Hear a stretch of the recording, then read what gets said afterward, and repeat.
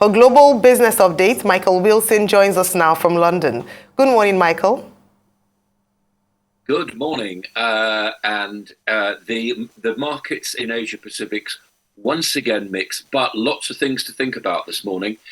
They've got the jobless figures to concentrate on later today from the United States. They've got Wednesday's interest rate rise also to think about, and of course the ongoing regional banking crisis, which is still affecting stocks in the United States. Japan and also South Korea on holiday today. But for what it's worth, people looked at what the Bank of Australia had to say a couple of days ago about interest rates, and they quite liked the way in which not so much they were raising interest rates there, but they were quite positive about the Australian economy. How is China recovering from the COVID-19 lockdown? This is the big question, which investors are thinking about right now. One of the things the Chinese are definitely doing is going out and fine dining, as they put it. A lot of people in China are going out spending more on meals, which they always do, of course, as a nation, pride themselves. And my goodness, what a wonderful food it is, what a wonderful foodie place China actually is. But this time, what they're also buying is restaurants with experience, as they put it. So that's the way that they're spending their money there. And this will be closely observed by investors who are looking to see which way the Chinese consumer is going. However, and there's always a bit of a however with China, this is the next story, which is that the regulators in China are actually saying that overseas investors cannot have access to some data from now on, which includes things like new housing data. And so now the excuse being offered here is that they're worried about cybercrime. But it comes at completely, I would think, the wrong time when people want China because China is trying to encourage foreign investment. They clearly need to know what the economy is actually doing, but apparently there are regulations preventing it from doing that. Hong Kong yesterday was being seen. This is a new story again about Hong Kong, and I was saying that they're feeling as though their IPOs would really work, and that would be leading the rest of that region in IPOs. Well, so far, Zild Corp, which is a liquor company, has actually failed. Shares down 18%. So lots of thoughts that it would be actually quite good, and that IPA hasn't worked out. That was going to be the biggest one so far this year. Now, there's still plenty of time to go. Hong Kong may come out of this slightly better, but at the moment, it's not. The practical results are not really backing up the headline story, which I gave you yesterday, which was that Hong Kong would be leading with IPOs. Samsung, this is an interesting one as well. Now, unions there are not happy about the way in which the Samsung results have been posted. They're not happy about profits, and operating profits fell to the lowest since 2009. And the Samsung is now, and their employees are now actually taking strike action. About 6% of the employees, that's quite a number of them actually. They're being offered 6%. They want 9%. Then they say they're being shut out of the various negotiations. Let's recap what's happening in the United States. And basically, most people, having digested the interest rate rise, which the Fed was quite unapologetic about, the questions remaining: is this the last one? We don't know. Is the labour market slowing? It may be that the jobs figures, which are out at lunchtime, actually underline that. They're expecting an increase of 180,000 jobs to the economy, but that marks a sort of slowdown. As far as regional banks are concerned, you'll know about PacWest. We talked about that yesterday. Rotus and I talked about that yesterday. Talked about it in the morning show as well. That ended up down 50%. First Horizon, that's a Tennessee bank, down 33%, and Western Alliance down 38%. These are just some examples of regional banks, which are really now struggling as far as interest rates are concerned in the United States. And for the first time, the Dow in normal trading has gone negative for the whole of 2023. Better news from Apple. Now, people were looking at Apple's results as being something to actually say what's actually going on as far as Apple is concerned. And there's been a slight rebound as far as iPhone sales are concerned, which is actually quite good, given the problems that they were expecting from the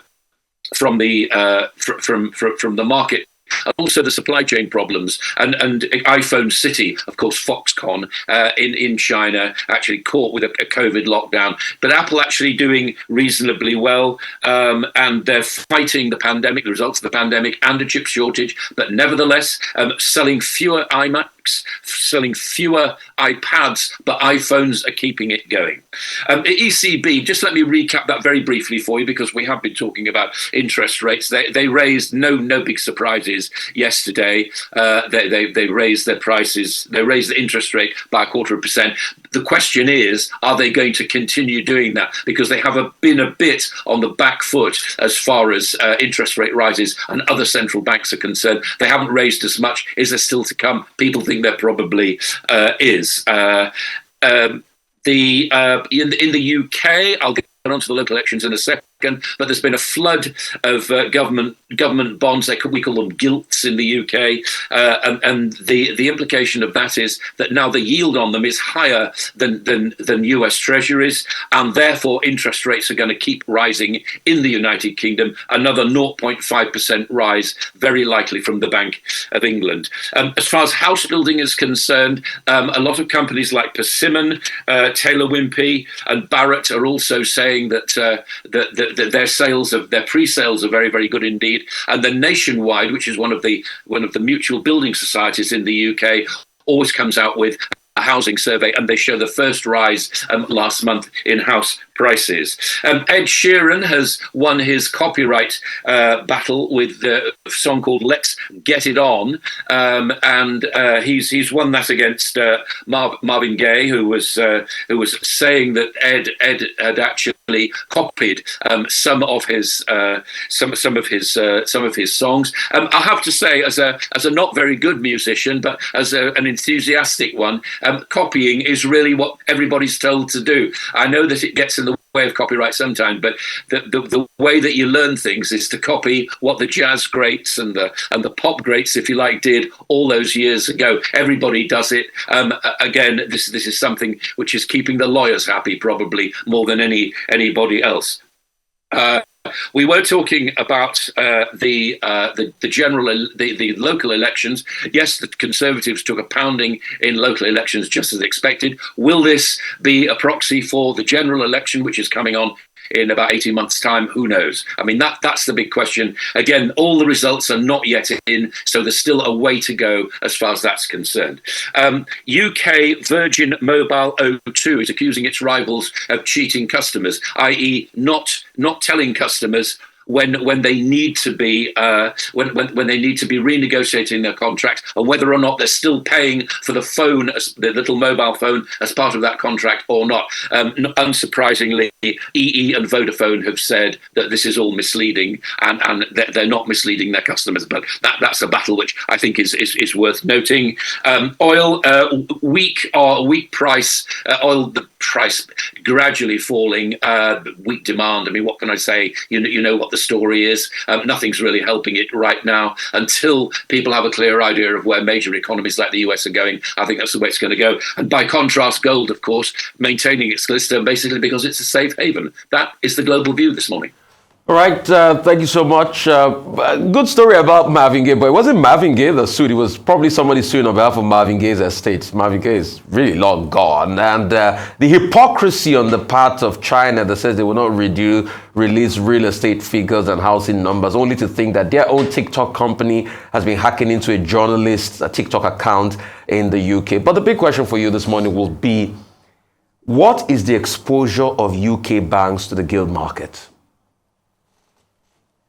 Well, I mean, it's not so much the exposure of it, it's really what the gilt markets are telling us. And for reasons many and various, and they are incredibly complicated. And I don't pretend to be an expert on gilt markets, and I don't know anybody that actually does. But what's generally thought is if the yield is increasing, that means that looking forward, interest rates are going to remain high for longer. How they get to that, I don't know. How on earth you put a price on a 30-year bond and a 5-year bond and a 10-year bond as they do in the United States and they do in the UK, I don't know. But all I can tell you is the indications are that interest rates are going to be higher for longer, and that will have a lasting effect on banks, not just because, as we know, big banks make their profits out of higher interest rates, but also tightening credit tends to deter people from investing in new businesses and tends to slow down the activity of business. I think that's what's being shown here. So it's not so much the exposure; it's the general feeling that interest rates are going to be higher for longer. All right, well, thank God for Ed Sheeran's ruling, because he had said that if he was found guilty, he would quit music.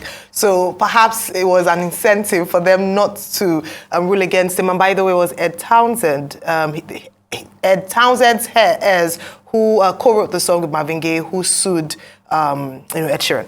But away from that, obviously it's a Friday, so just thought to bring that spot of good news. But away from that, it's just looking at Apple's sales. Yes, they've rebounded. However, sales or revenue in the last 2 quarters have gone down. This particular quarter down by 3%. And like you rightly said, retailers are watching to see, as a reflection of how people are spending or perhaps are spending less. Even though Tim Cook has said that he's looking at India and the fact that they are making an in-way, we talked about India a few weeks ago, so they're looking to show up revenue in that way. Would this mean that people are spending less on luxury goods? Like, I know, even though iPhone sales have gone up, but luxury goods like that, and perhaps the smaller, phone makers, technological companies, it's an opportunity for them to begin to grow. Well, a lot of questions there. Luxury brands are still holding up very, very strongly indeed, because those that have money are still spending it. So that's number one. Number two is that the Chinese are being shown to like fine dining, as I said earlier on in my report. So that actually happens as well.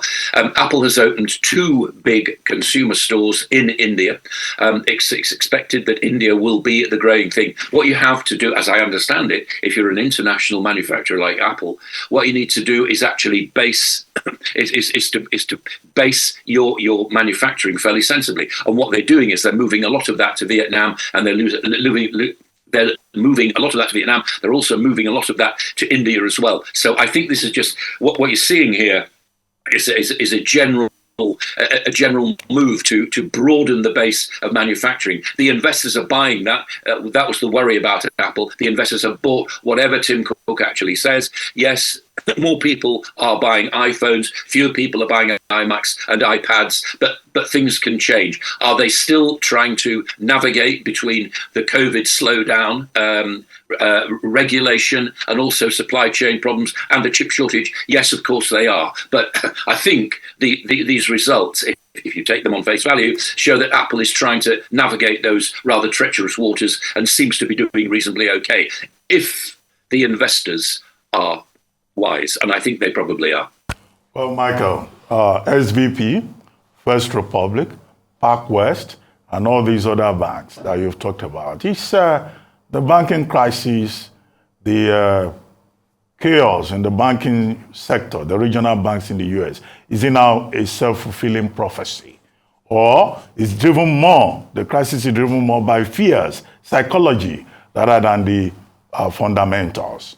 And then yesterday, the White House summoned the CEOs of the tech giants, including Microsoft, Google, and all the others, to White House to tell them that there will be stiffer regulation if they do not act in a socially responsible manner. Similarly, in the UK, the Competition and Markets Authority also said it was reviewing the race in the direction of artificial intelligence. Is it morality we're talking about here, or very strong legislation, across jurisdictions to ensure that artificial intelligence does not become as dangerous as even the inventors have pointed out? I think there are, first of all, your first point about the banks in the United States. There's a Gallup survey out this morning, which shows that 50%, almost 50% of those surveyed, and the survey's not that big, it's only 1,100 people. But that said, almost half of those Americans are worried about their money in banks. A third said they weren't worried at all. Now, as I keep saying, I think that banking tends to be a confidence trick, and if it maintains public confidence, that sort of spills over into investor confidence. I think if fear starts to rise, then more regional banks will have a problem. I have no idea what the setup in Nigeria is, but certainly in the United States, the regional banks are very, very important indeed. Again, it's not the same here. There are very few actual regional banks. There are big 4 or 5 banks, and we trust that those are relatively safe. But I think that what you're seeing here is certainly some fear amongst the regional banks. Who knows where that's going to go? Things may change by Monday. Fear, I wouldn't bet it. Now, you raised an important question about artificial intelligence. We seem to have been talking about that for 2 or 3 days. I think when companies are brought up to a US president and is trying to say morally, I think you ought to do X, Y, and Z, I think you're on very, very difficult ground there, because that's a hostage to fortune, isn't it? I mean, the word of 2023 for me is this thing called guardrails, which apparently are now brought in. You can't stop artificial intelligence. You can't weigh the importance of data. You can't weigh the importance of social media. Getting onto moral ground, I think, is very, very difficult indeed. I take you to Twitter. Where is that going right now? Jack Dorsey, who used to run Twitter, is saying that, his version of a social a comment marketplace, a sort of town hall of opinion, is better than Twitter's. Who knows? I mean, that is the problem. I still fall back to this when we talk about this. The key, as always, is education. It's a tough old world out there, and you've got to educate people to make sensible choices, and they don't necessarily do that if all they're getting is false news from AI. Well, you're absolutely right. Buyer beware, as the caveat emptor in this instance. Thank you very much, Michael, and happy Coronation Day tomorrow.